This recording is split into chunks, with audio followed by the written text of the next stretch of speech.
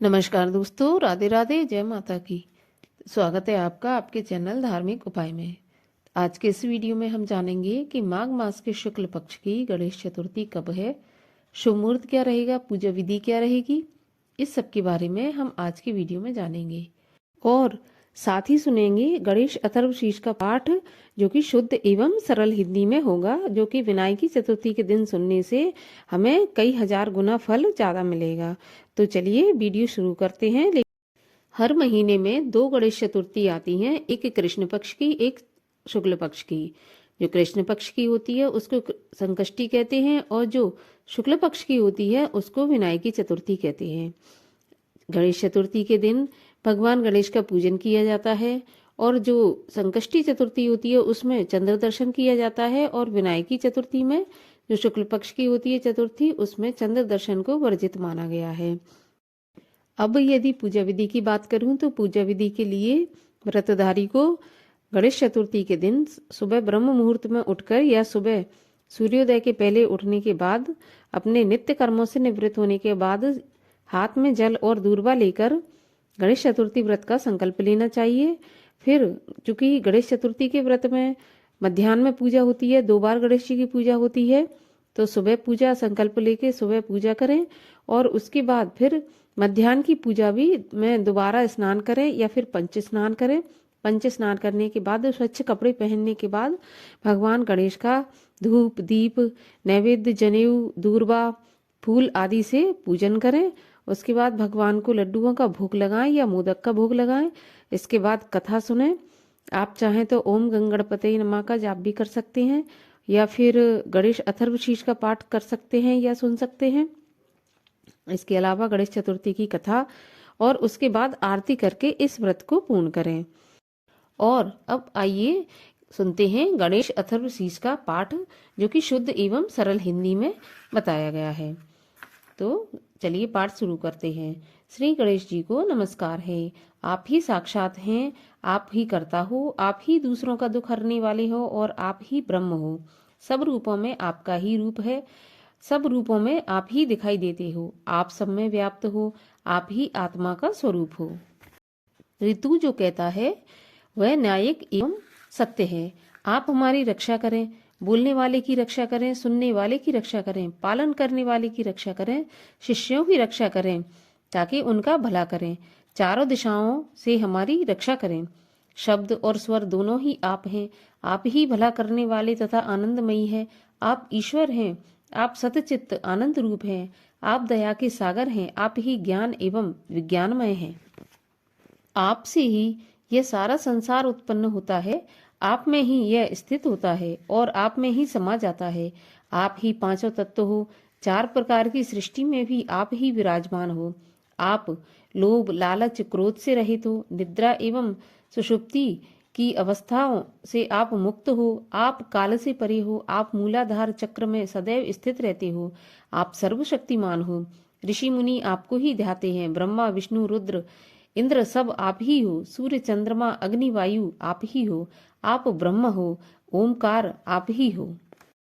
गण के गुरु अर्थात ग को पहले बोलें, उसके बाद वर्णों के शुरू अर्थात आ को बोलें, उसके बाद अनुस्वार बोलें। इस प्रकार अर्धचंद्र से युक्त गंग ओमकार से अवरुद्ध होने पर तुम्हारे बीज मंत्र का स्वरूप ओम गंग है। गकार इसका पहला रूप है, अकार मध्य रूप है, अनुस्वार इसका अंतिम स्वरूप है तथा बिंदु उत्तर रूप है। आवाज संधान है, संहिता सावेद है। यही ऐसी गणेश विद्या है। इस महामंत्र के ऋषि गणक हैं, निच्र गदाय छंद है, गणपति देवता है। यह महामंत्र इस प्रकार है, ओम गंग गणपतये नमः। एक दंत के नाम से भगवान श्री गणेश को हम जानते हैं। विघ्न विनायक का हम ध्यान करते हैं, वही भगवान गणेश जी एक दंती हमें ज्ञान प्रदान करते हैं।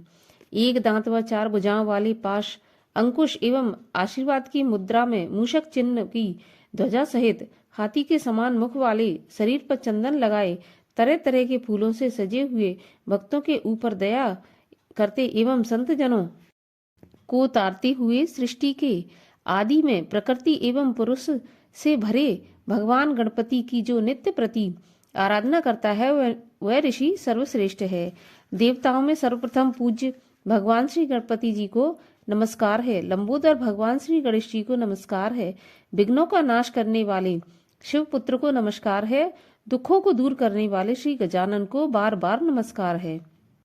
यह अथर्व शीर्ष है। जो इसको नित्य स्मरण करता है वह ईश्वर को प्राप्त करने का अधिकारी होता है। यह सब प्रकार के दुखों से छुटकारा तथा सुख वैभव देने वाला है। यह 5 प्रकार के महान पापों से मुक्ति दिलाता है। सायंकाल में स्मरण करने से दिन के पापों का नाश होता है। सुबह स्मरण करने से रात्रि के पापों का नाश होता है। दोनों समय स्मरण करने से निष्पापी होता है। सब जगह स्मरण करने से निर्विघ्न होता है तथा मोक्ष का अधिकारी होता है। यह अथर्वशीष उसी को देना चाहिए जो इसके योग्य हो। यदि कोई इसे लालचवश देता है वह पापी होता है। 1000 बार अथर्वशीष का स्मरण कर जिन जिन कार्यों को मन में धारण करें उन कार्यों की सिद्धि उसे प्राप्त होती है। अथर्वशीष मंत्र द्वारा जो गणपति को स्नान करवाता है वह सिद्धवाक होता है। जो बिना भोजन किए हुए चतुर्थी का इसका जाप करता है वह विद्वान होता है। यह अथर्वशीष मंत्र है जो ब्रह्मादि देवताओं का वर्ण करता है तथा इसके जाप से मनुष्य विद्या से वंचित नहीं रहता। जो घास के अंकुरों से मंत्र का जाप करता है वह कुबेर के समान धनवान होता है। जो धान की खीलों से इसका जाप करता है वह यशस्वी व बुद्धिमान होता है। जो लड्डुओं से जाप करता है वह मनोकामना प्राप्त करता है। जो अग्नि अर्थात यज्ञ द्वारा जाप करता है उसे सब कुछ प्राप्त होता है। 8 ब्राह्मणों सहित इस मंत्र का जाप करने से मनुष्य सूर्य के समान तेजस्वी होता है। सूर्य ग्रहण के समय बड़ी नदियों के सामने मूर्ति के सामने जो इस मंत्र का जाप करता है उसको इस मंत्र की सिद्धि प्राप्त होती है। वह महाविघ्नों महादोषों महापापों से मुक्त होकर सर्वज्ञ हो जाता है। ऐसा वेद और उपनिषदों में लिखा है। बोलिए गणेश जी महाराज की जय। इस प्रकार से आप गणेश चतुर्थी का व्रत संपन्न करें। और आइए अब जान लेते हैं कि गणेश चतुर्थी तिथि कब प्रारंभ होगी, कब समाप्त होगी और पूजा का मुहूर्त क्या रहेगा, इस सब के बारे में जान लेते हैं।